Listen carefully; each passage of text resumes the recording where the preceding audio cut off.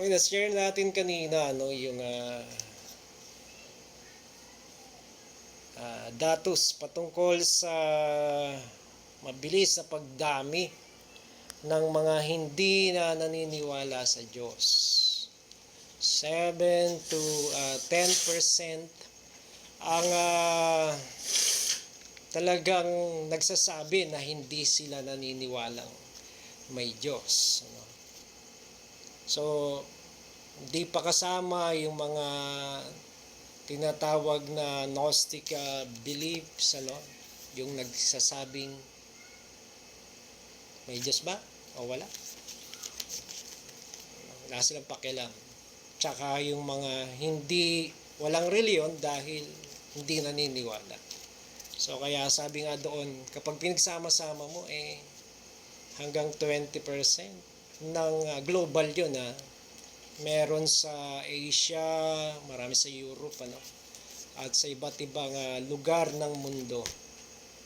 Pero yun palang mga talagang tahasang nagsasabing hindi naniniwala sa Diyos, sabihin mo na lang 7 to 10%, mas marami pa po yun kaysa sa atin na mga Pilipino. So it means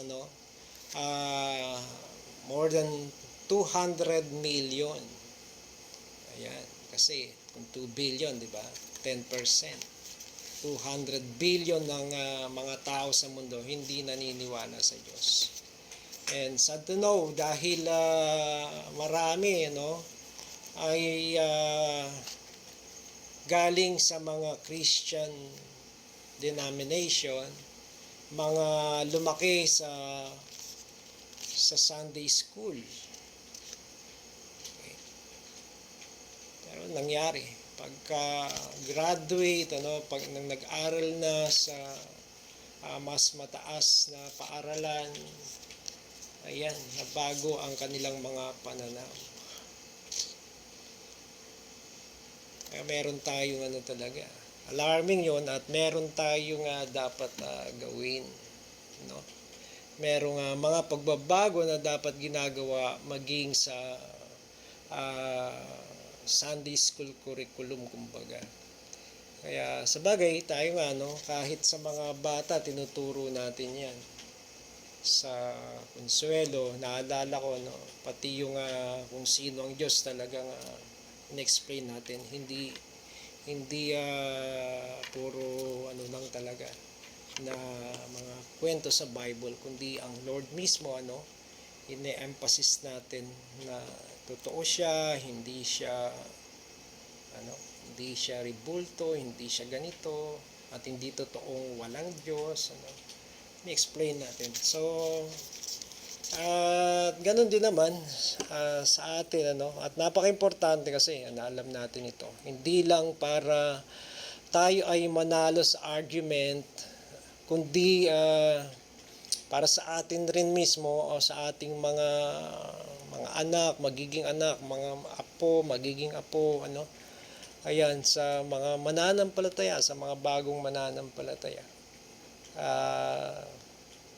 Kumbaga, sinasara natin ang pintuan, backdoor, upang hindi makaalis at manatili. Merong dahilan kung bakit mananatili ang mga mananampalataya sa paniniwalang may Diyos. Okay.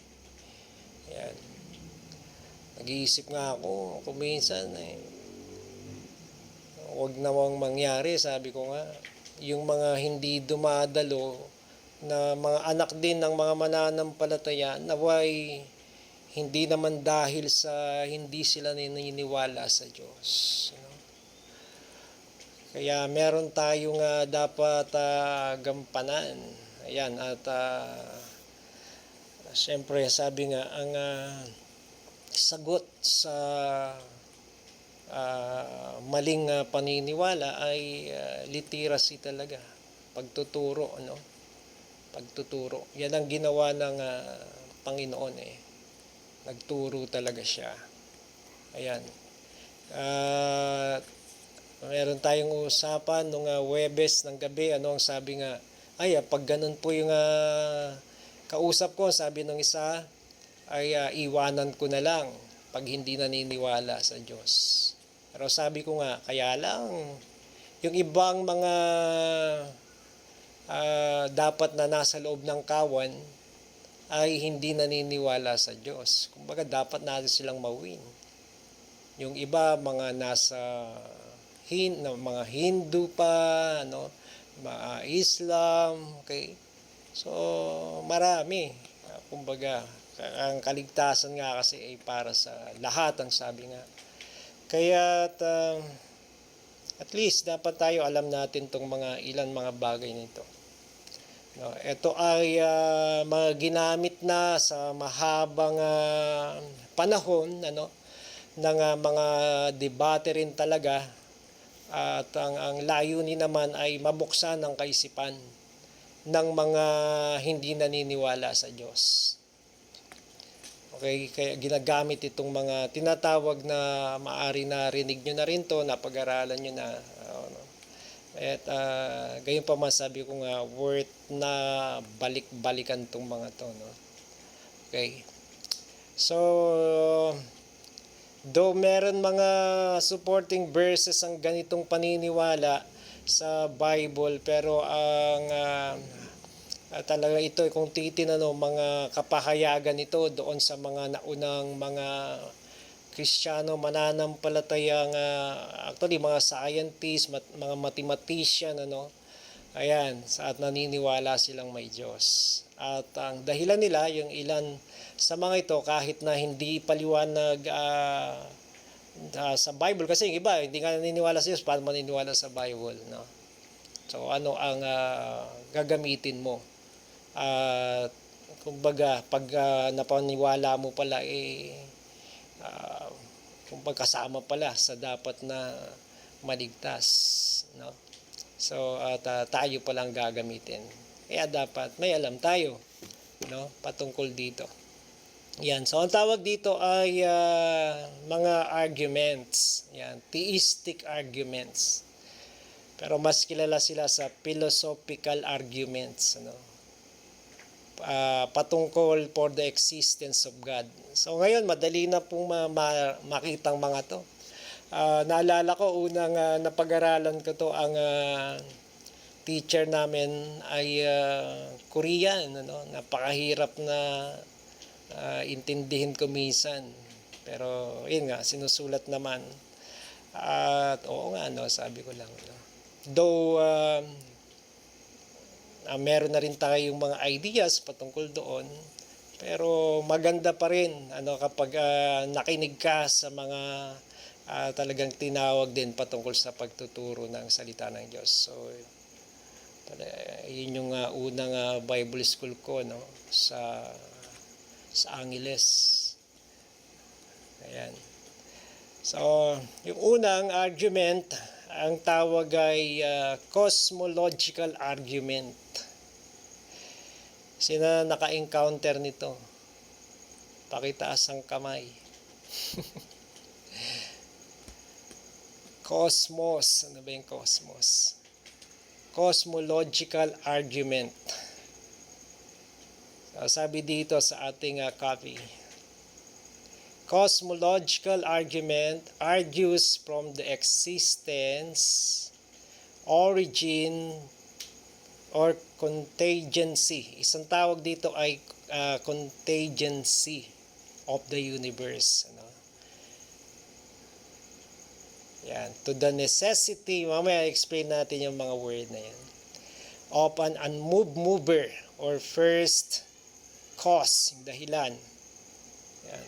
Example, sabing ganun, everything has cause, the universe began to exist, therefore the universe must have a cause. Merong ayan, may dahilan, ano, may pinagmulan, kumbaga. Sino saan nagmula ang lahat ng bagay na yan na nakikita natin, at including us, ne? Tayo, alam natin kung saan dahil mananampalataya tayo. Sa Diyos, ano? So, ang argument dyan, sasabihin sa iyo, Eh, saan ang galing ang Diyos? Kung lahat ng bagay ay galing sa Kanya, saan ang galing ang Diyos? Saan nagmula ang Diyos? Kumbaga. Okay, tawag natin yan dati sa Bible school natin ay the proof of being. The proof of being. Proof of being, ibig sabihin, kaya kapag meron kang may creation, merong creator. Okay? Sabi nga natin yung creation speaks about it's his creation o creator, pag nakita mo yung created thing, ito ay may alam mo na merong gumawa sa kanya. So ito yung cosmological argument. Okay, so expound natin sabi nga, lagyan natin verse sa Hebrews chapter 3 verse 4, sabi diyan, for every house is built by someone, but the builder of all things is God. Ayan. So, pag meron ka nakita, establishment, merong tiyak na gumawa. In the beginning, sabi nga, God created the heavens and the earth. Kapag merong tinatawag ng time, space, and matter. Ayan. So, merong gumawa. Yun yung pinaka doon. Sabi dito, patungkol doon sa sinabi nating contingency. But before that, sabi, the argument is typically structured around 4 core premises. So, meron mga premises, mga foundational statement, patungkol dito. Ibig sabihin niya, mga logic, yung explanation nila kung bakit pwedeng paniwalaan, yung tinatawag na argument na to. Yan. So, unang-unang premise, sabi number 1, everything that exists has an explanation for its existence. Everything exists has an explanation for its existence. Mga object yan, pangyayari man yan, ayan. At syempre, universe, cosmos, okay? So, sabi nga, this explanation can either be found in the necessity of its own nature. It is impossible for it not to exist or in an external cause. So, merong dahilan kung bakit nandyan ang mga bagay-bagay. Kaya sabi niya, everything that exists has an explanation for its existence. So, premise to, ibig sabihin, kapag totoo to, pwede natin sabihin ba, tama ang argumentong yan. Kaya lang, meron ilan siyang argument, meron siyang ilang mga premise. So, kailangan nating marinig. So, kapag ang tatlong ito na premises ay totoo, ibig sabihin, talagang nag-exist ang Lord. Yun ang explanation niya. Number 2, if the universe has an explanation for its existence, ayan, kapag meron na paliwanag patungkol sa existence ng universe, that explanation, ang sabi niya, is God. Kasi paano mo nga naman ma-explain ang kabuuan, cosmos, Kaya natin explain kung saan tayo nandito, ang nabot ng science na tinuro sa atin. Okay, pero yung kalawakan niyan, hanggang saan kaya yan? Ano talaga ang reason kung bakit nandyan ang lahat ng yan? Sa atin na mga Bible reader, ay meron tayong mga may sasagot, kung bakit nariyan ang lahat ng bagay. Pero yun nga, paano kung hindi pa nga naniniwala sa Biblia yung ating binabahaginan? So, masasabi mo kasi na merong Diyos ang sabi nga, no? Kasi nga, napakalaki, merong dahilan. Kasi kung paano dito tayo sa mundo, lahat ng nakikita natin nag-exist, merong dahilan, merong gumawa. So, ganun din naman. Ibig sabihin, ang tayo makakapag-explain yan, ay ang gumawa. So, ibig sabihin lang, kapag meron mga dahilan yan, dahil nga, merong Diyos, merong gumawa. Kaya yung kanina, kung ang Diyos ang gumawa, pagkatapos, sino gumawa sa Kanya? So, ang masasabi lang natin dyan, ay explain lang tayo, Diyos nga ang tawag sa Kanya. Mali ang pananaw mo patungkol sa Diyos. Kapag sinabi natin na sinong gumawa sa Kanya, mali pananaw natin patungkol sa salitang Diyos. Hindi siya Diyos kapag may gumawa sa Kanya. Kaya nga Diyos ang tawag sa Kanya, ibig sabihin siya yung creator at Father pa nga, di ba? Siya ang source ng lahat ng nag-i-exist. Yan ang tawag natin, yun ang tinatawag nating Diyos. Walang pinagmulan, siya ang pinagmulan. Kumbaga, bago pang lahat ay siya na. Yan ang question ko nung bata ako. Kung ang Diyos ang gumawa, lumika, sino lumika sa Kanya? Ako'y nagmula sa tatay ko at ang tatay ko ay nagmula sa tatay at ng tatay ay doon sa tatay ng tatay ng tatay. Okay. Kahuli-hulihan sabi ko, sino gumawa sa Diyos? Mali pa kasi ang pananaw ko patungkol sa Diyos. Doon natin may papasok. Ay hindi ganyan ang Diyos na in-explain namin. Ang Diyos na in-explain namin na nakasulat sa Biblia ay siya lumikha. Siyang pinagmulan. Okay. So, meron nga na-encounter niya isang theologian din, nag-guest siya sa isang school. At batch by batch, yung siya yung magtuturo. At yung unang batch, meron kagad nagsalita. Ang sabi nung bata, ateista po ako. Ateista ako, sabi niya. Wala pong Diyos, ang sabi nga sa kanya. Proud pa, So, ang sabi ni Kent, alam mo ba lahat ng bagay, sabi niya. Do you know everything? Sabi ng bata, no. Okay, ang sabi ng tanong pangalawa.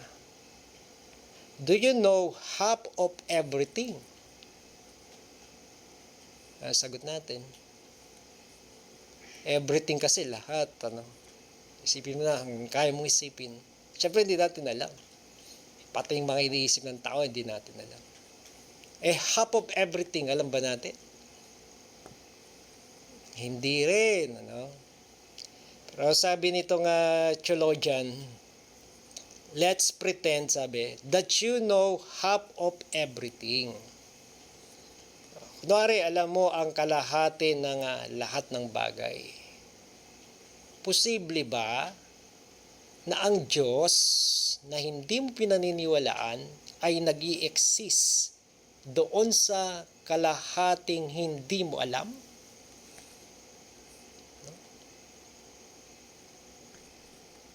Is it possible?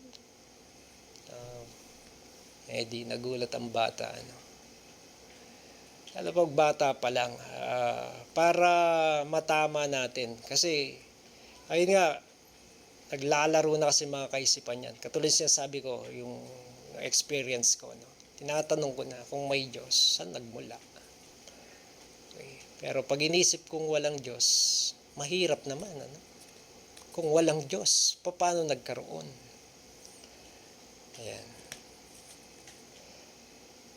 So, So, yung pangalawang premise niya, if the universe has an explanation for its existence, that explanation is God. Bakit daw? Because the universe encompasses all physical matter, space, and time. Any explanation for its existence must descend these boundaries.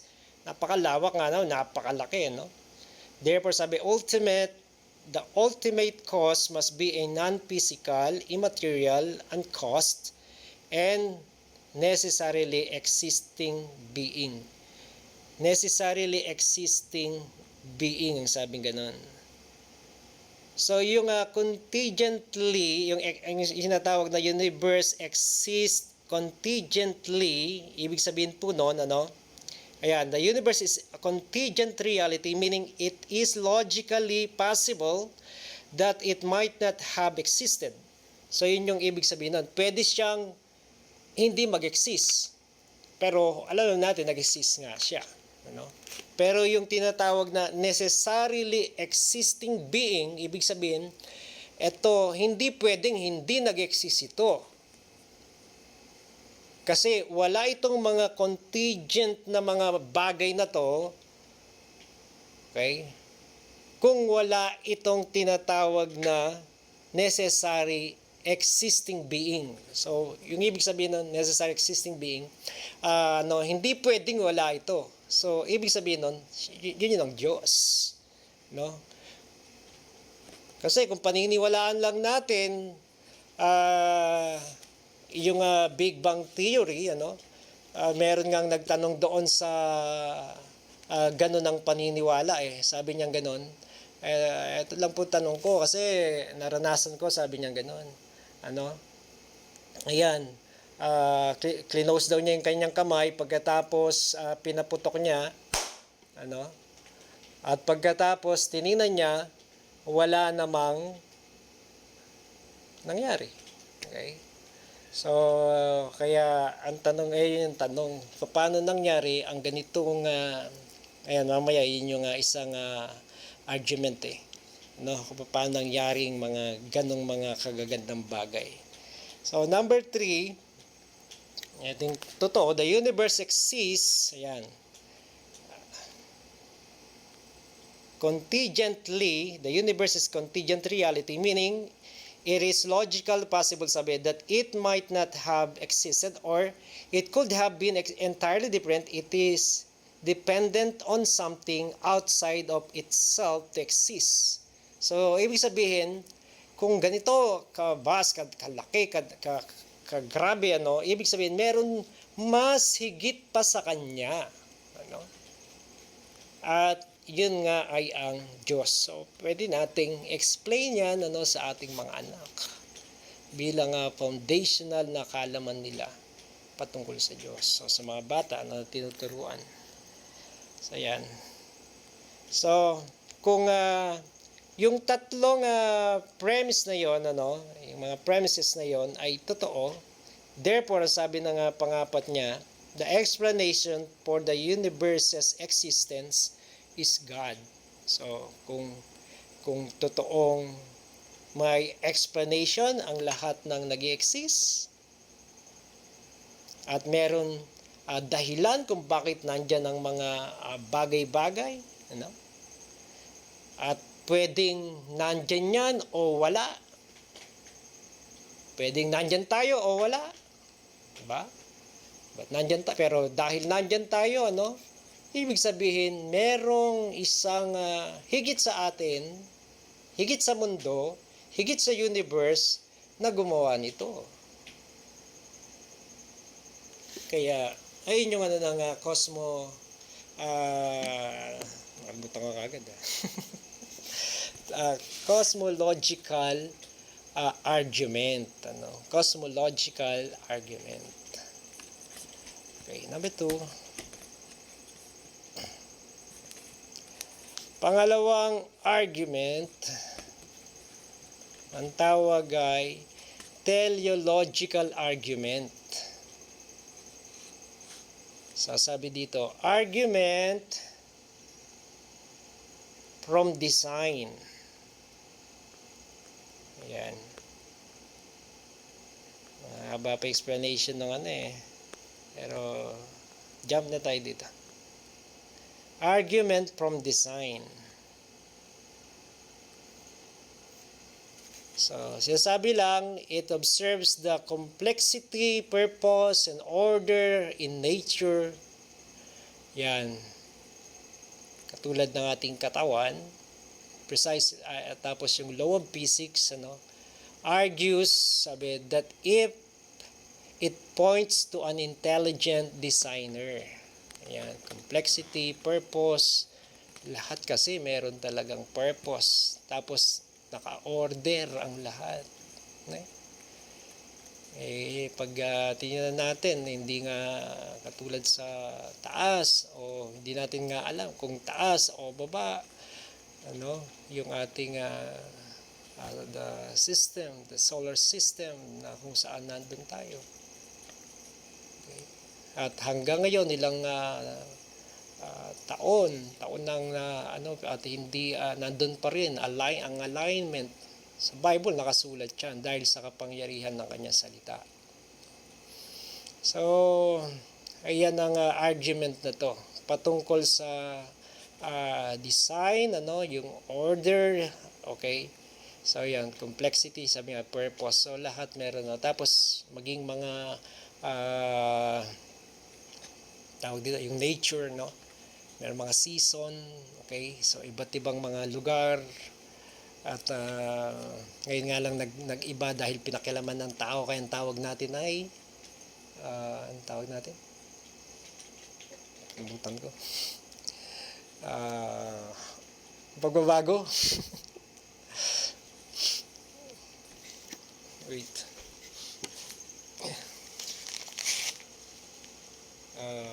may pagbabagong tawag. Bukas na yung mic. Climate change. Okay. Ayan.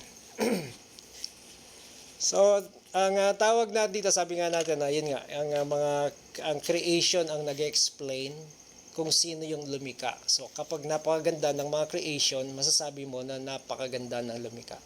Galing, Ayan, so sabi nga dito. Ayan. Titinan ko lang kasi yung katawan natin. Tayo mismo, yung ating pagiging tao, pa ngayon, mga ng science, the DNA, so kakaiba talaga, at kung papaano ang paglago ng katawan ng tao, ibang klase. Kaya sa term natin, masasabi natin yan ay miracle itself. Our being is a miracle itself. Ayun nga, kung makakain tayo, magiging fuel natin. Diba? Meron tayong sariling panggawa ng fuel. Sa mga sasakyan ay mga ginawa din yan, galing din sa creation ng Lord, kung kaya nakakaandar dahil may fuel sila. Tayo din naman, meron tayong fuel. Okay, kaya nakakagalaw tayo sa pamamagitan ng ating mga pagkain. Ino-nourish niya ang ating pangangatawan. Lahat ng yan, it is really impossible, na galing yan sa pagkakataon lang. Basta na lang nangyari. Okay? Mula sa pagsabog, nagkaroon ng kitikiti, tumalon, naging palaka, O una pala, muna, yung bute, ba yan? Nakalimutan ko na yung ng butete. Butete ba yun? Yung palaka, Then palaka, at pagkatapos, lumakad na, naging unggoy na, at naging tao. Napaka-imposible, di ba? Hanggang ngayon, meron pa rin unggoy. Kung wala nang unggoy ngayon, medyo maniniwala tayo. At ang mga unggoy ay nanatili pa rin unggoy, sabi ko nga. At ang mga tao ay nananatili pa rin tao.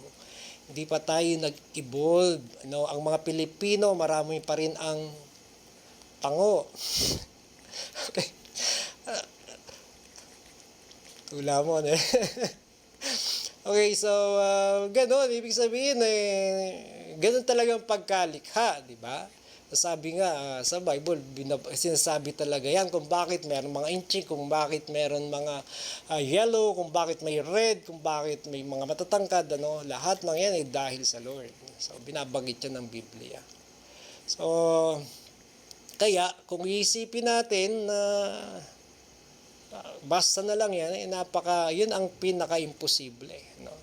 Mas imposible sa imposible. Kung sasabihin natin na nagkataon lang ang lahat ng yan. Ako sa akin, napakahirap talagang i-explain ng lahat ng bagay pag hindi ka naniniwalang may Diyos. Kaya ang sabi na lang ni David, sabi ng mangmang, fool. Full pa checking kapampangan, matsura na yung pakiramdaman, di ba? Okay. So, yun yung taguri na ibinigay sa mga hindi naniniwalang may Diyos. Teleological arguments or kinikilalang argument from design, So sabi nga, the argument builds on observation of nature using an inductive framework. So, observation. Yung complexity, yung order, yung purpose, ayan. So, meron din siyang premise. Sabi nga, complex design and order never occur by random chance. They are always the product of an intelligent mind. Okay, napakano lang yun. Bihirang-bihira, halimbawa, yung sa mga na lang, di ba? Magic na tawag natin doon, di ba? Mga dice, pagkatapos, pengulog din, kay ba't niyang buklat patong-patong lang. Parang may daya, no? Ayan, so magic na tawag natin doon. Paano pa yung pag tiningnan natin ng mga bagay-bagay? Magmula sa buto, bakit biglang nagkaroon ng puno? Nagkaroon ng lumber, Nagkaroon ng forest. Yan. Bakit hanggang ngayon, nandyan pa yung mga species, ilan lang ang endangered, nagpapatuloy. Bakit? Kasi merong magaling na gumawa. So, kaya ang conclusion niya, sabi niya, therefore, the universe must have been designed by an intelligent and purposeful being. Siyempre, ang mga ay mag-argue dyan. Hindi. Ano lang yan. Kataon lang. O, sige nga, gawa ka nga ng pagkakataon. Paniwalaan kita. Tapon mo ang pagsamasamahin mo na, tapos itapon mo. Balas, semento, graba. Tingnan nga natin kung meron magandang mangyayari. Ayan. Okay. So, meron siyang mga analogies, mga philosopher na nakikidebate na ginagamit ito. Sabi nila, the watchmaker analogy ni William Paley. Sabi ni Paley, argued that just as finding a complex watch implies a watchmaker. Kasi, hindi pa kasi uso nun yung mga debaterya. Okay? So kahit naman debaterya, meron pa rin mga mechanical. Okay? So, paano? Pag nangyari yun? Dahil meron gumawang magaling. Pero bakit nagagawa siya? Bakit magaling siya? Ibig sabihin, merong mas magaling na gumawa sa magaling. Okay. Napakagaling ng tao, di ba? Dami na nating nagawa. Dami ng improvement. Bakit? Dahil mas magaling ang gumawa. So, tawag natin dyan ay teleological argument. Tapos, yung isa pang example nila, so yung watchmaker una, tapos yung pangalawa, yung fine-tuning na binabanggit nila. So, in modern philosophy, sabi, and cosmology, This argument is often framed around the anthropic principle, which highlights that the physical, constant, and law of universe are perfectly balanced to allow for the existence of life. Ayan yung pagiging balance, ng lahat, hindi lang ng mundo. So, ang layo ng buwan sa atin, ang layo ng ang layo, yung the distance, yung distance ng moon sa mundo, yung distance ng araw sa mundo. 'Di ba? Bakit hindi malapit sa mundo? Di nasunog tayo. Yung na-explain ko nga dati sa Bible School, yung tide natin, yung high tide, low tide, nakadepende sa buwan. Okay? So, ilapit mo ang buwan kung hindi nagkagulo ang mundo. Magaling ang gumawa. Okay? Maayos. Kahanga-hanga. Mahirap pero nagawa. Ibig sabihin talagang wonderful, Magnificent ang sabi nga. Yung mga dapat na papuri sa Lord yan. Sa kagalingan niya, kung paano nilikha ang lahat ng bagay sa fine-tuning. Okay. Then, anong oras na tayo? Pangatlo, letter C, the moral argument. The moral argument. Sa Romans chapter 2 verse 15, binabanggit ni Paul doon, they show that the requirements of the law are written in their hearts, their conscience also bearing witness. Okay, so dahil meron silang mga narinig, natutunan, nakukonsensya sila na gawin yung mga sinatawag na mali. Okay? At meron din binabanggit si Pablo, di ba, na yung conscience, dito hahatulan yung tao. Kasi kahit wala pa silang pagkilala sa gospel, pero meron sa loob nila na nagsasabi kung anong tama at mali. Ayan, so kaya sabi ni Pablo, hatulan sila ayon.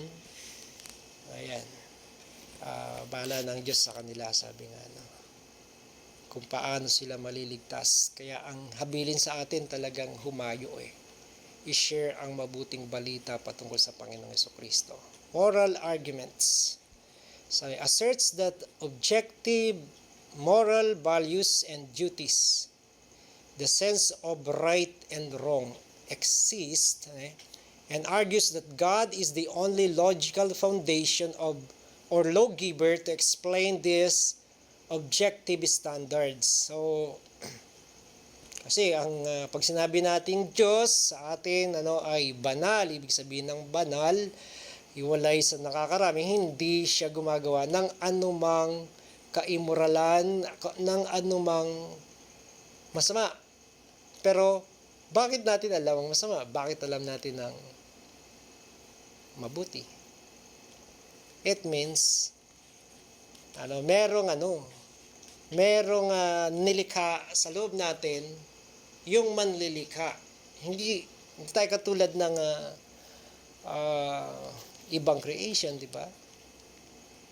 Tayo marunong magmahal, magalit, okay, magselos,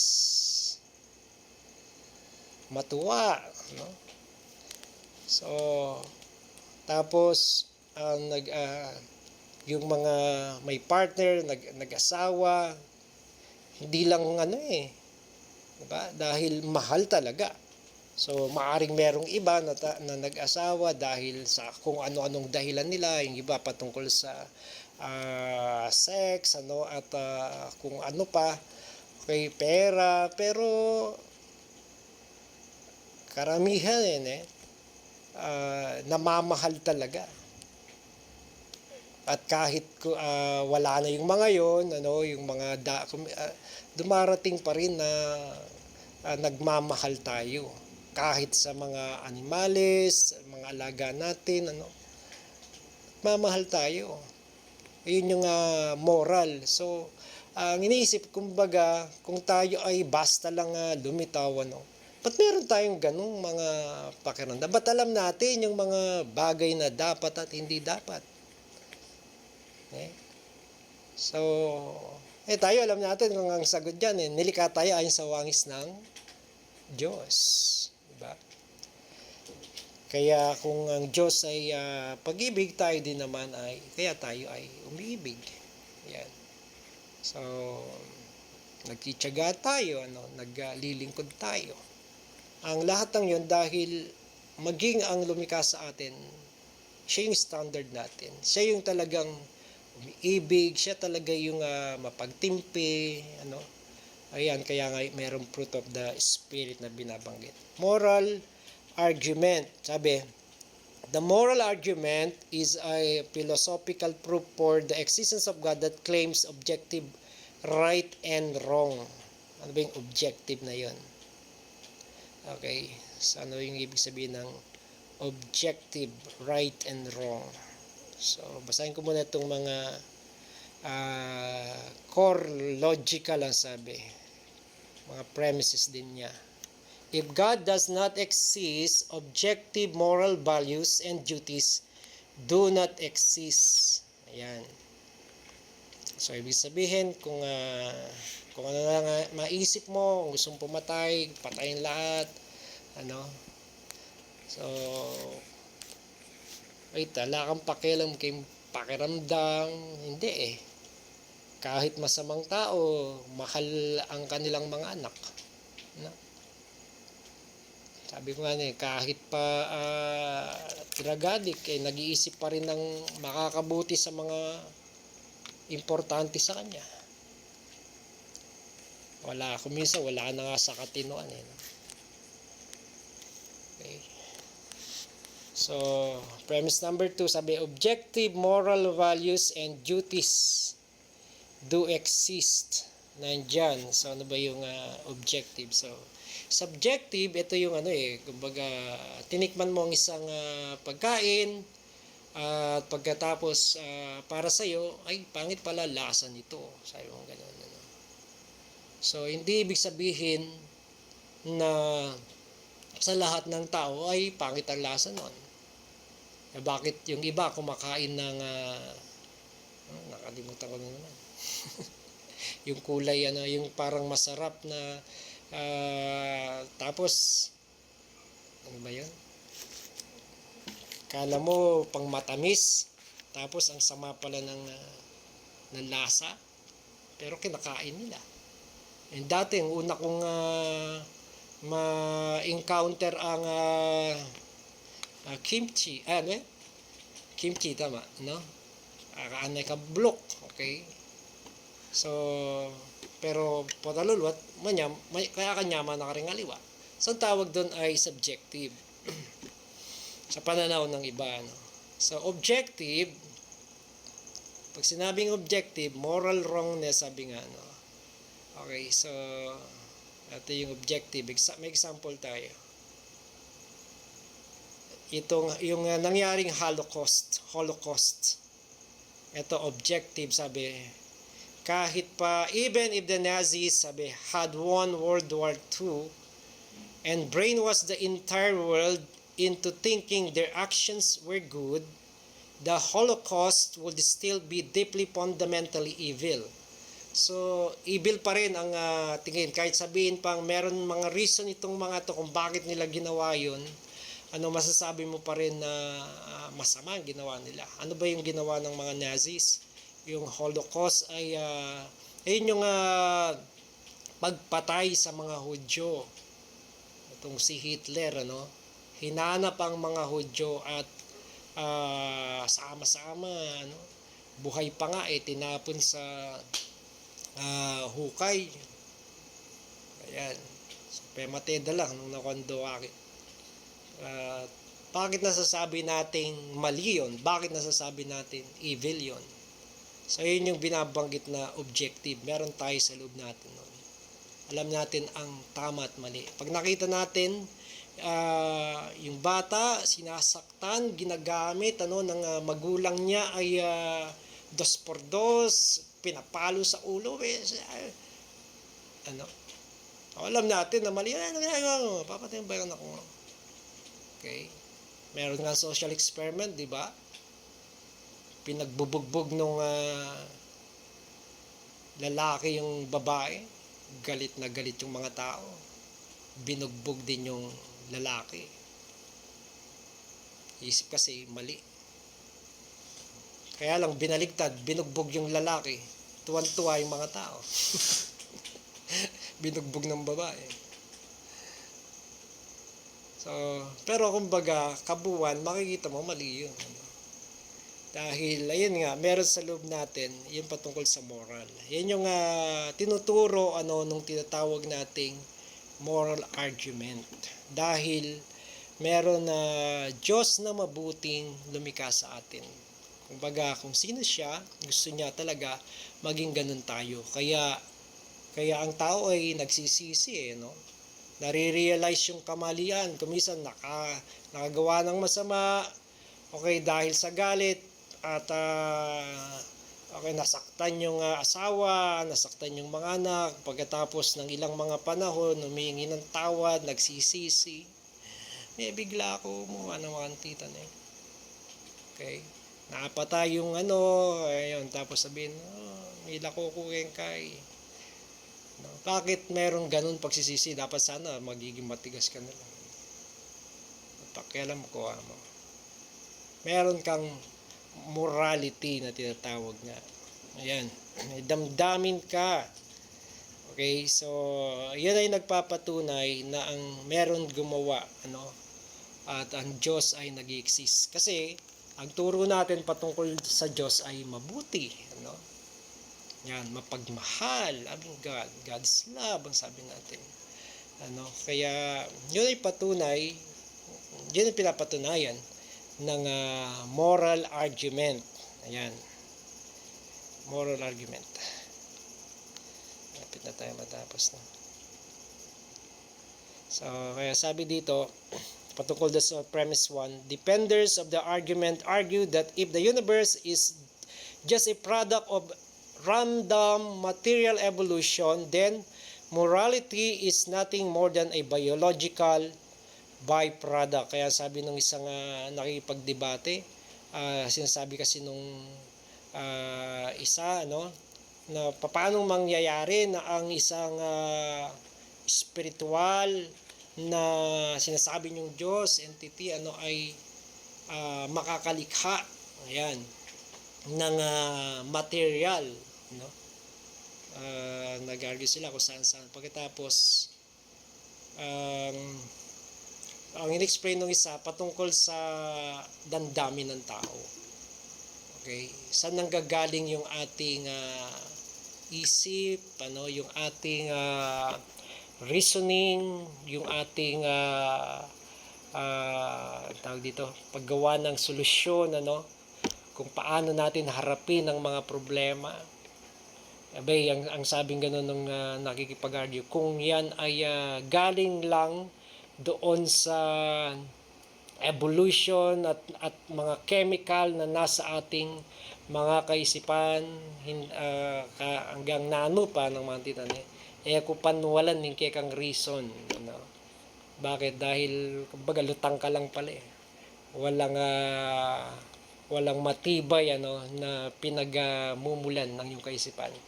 Patungkol naman doon sa bagay na yan, yung spiritual daw, hindi paano makakagawa ng material, Diyos nga yung hangin nga, hindi mo nakikita, pero nakaka-move Yung salita nga di ba? Salita lang, pero pwedeng manakit. Spiritual yan, pero nakakasakit. Pwede ring ang tawag yan, magbigay ng lakas ng loob. Paano hindi mamumove ng spiritual, ang physical? Move tayo, di ba?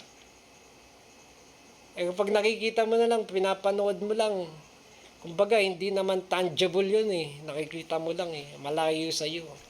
Pero nanonood ka ng drama, pagkatapos lumuluha ka na lang. So, pwedeng i-move, ng spiritual ang physical. At syempre, Diyos nga ang pinag-uusapan, kayang-kaya niyang gawin yun. Kaya lang nga, yun nga, mali kasi pananaw nila patungkol nga sa Diyos. Kaya itong mga argument na to ay mga ginagamit, at meron mga nabagong pananaw dahil sa mga argument na to. Though meron talagang matitigas. At kahit na wala na silang masabi, hindi na nila ma-explain, Kaya sabi nung nakikipagdebate, napakadaming mga scientists, pero pinuprove nila ang kanilang mga experiment na sa kanilang mga experiment napoprove nila na talagang may Diyos. Okay? So, pag scientist ka na wala kang Diyos, sayang ka. Scientist. Joke yun. Matatawa sa tayo, no? So, therefore, sabi, God exists. If there is no higher mind or lawgiver, sabi, killing another human is not wrong. In a cosmic sense, sabi nga, it is merely inconvenient or socially frowned upon, much like a lion killing rival lion, So, magiging parang ganun tayo. Pero hindi ganun. Di ba? Bagamat meron mga ganun, pero ibig sabihin wala sila sa katinoan. Then yun nga, yung conscience na binabanggit ko kanina. Human intuition na tawag nila, Ayan. So, nagpapakita na meron talagang Diyos, na mabuti. Banal, kaya righteous. Dahil maging tayo, hinahangad natin yon.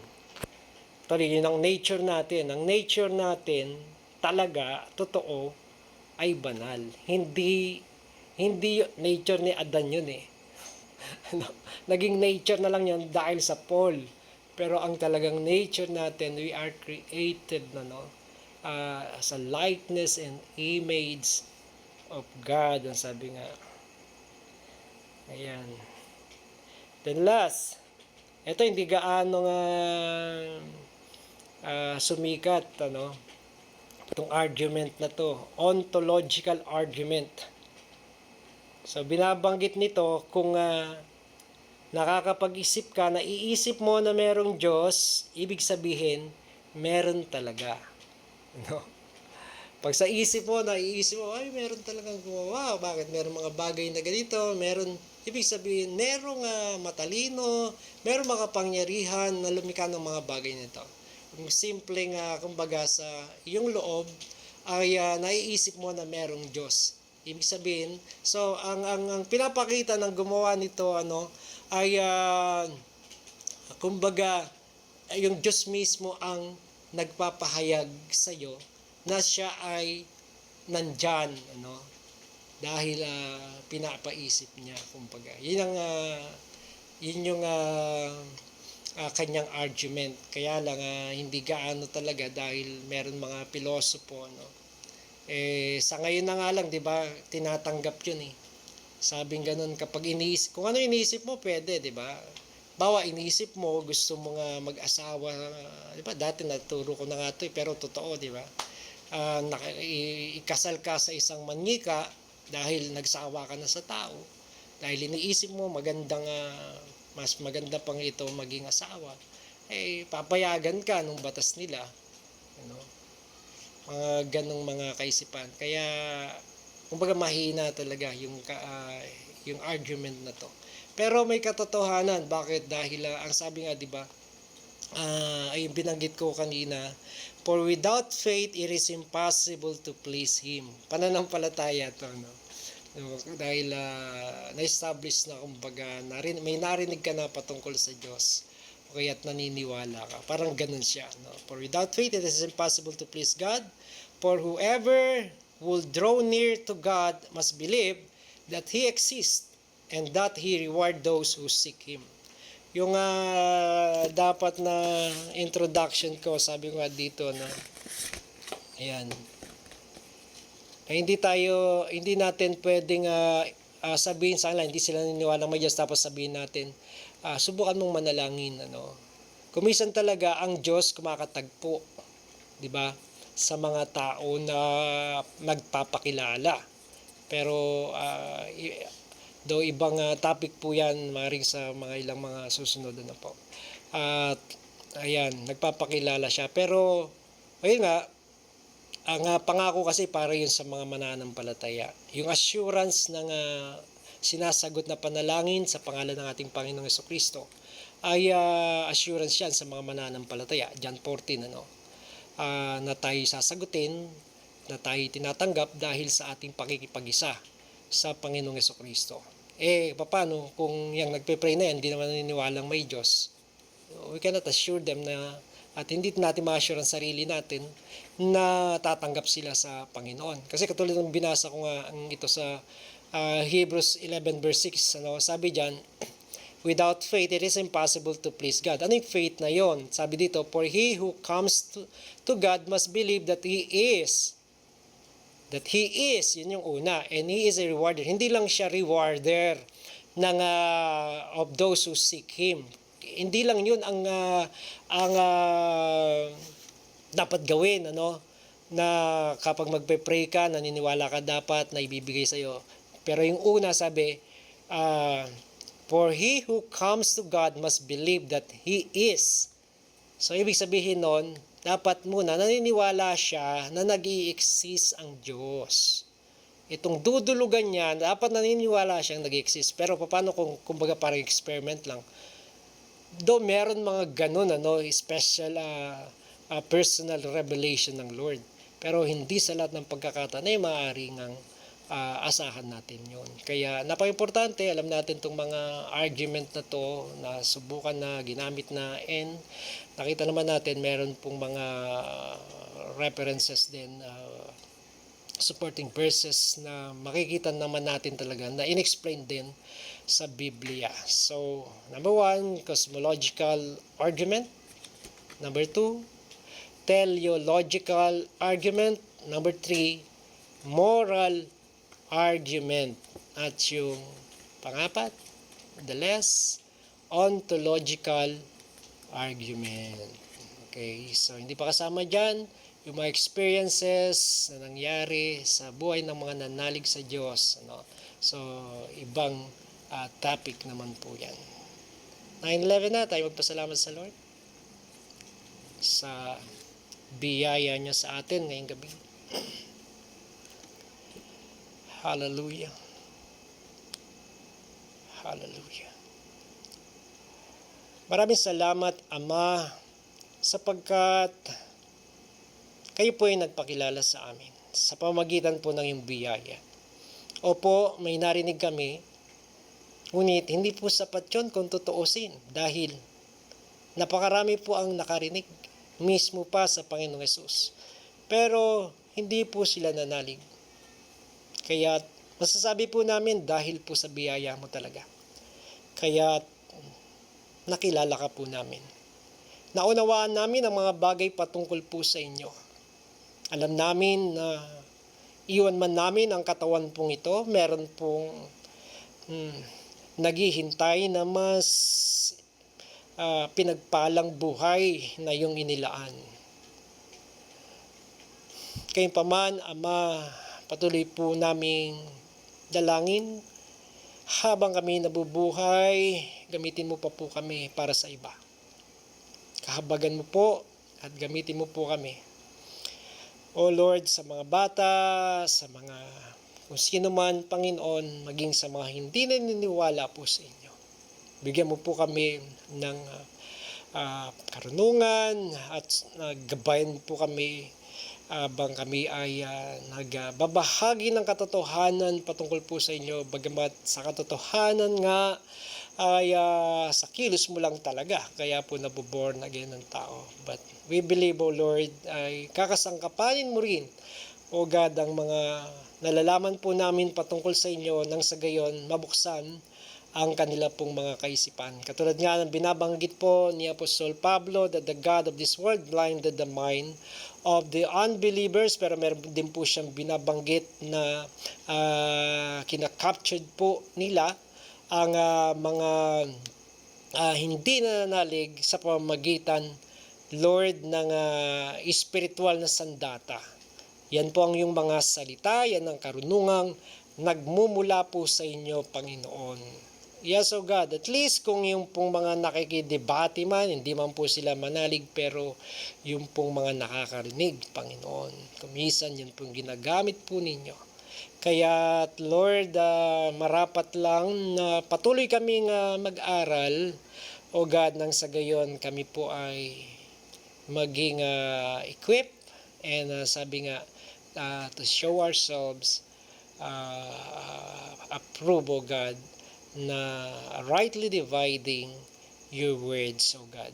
Ito po ay sa tulong din ng mga teacher na tinawag mo, ng mga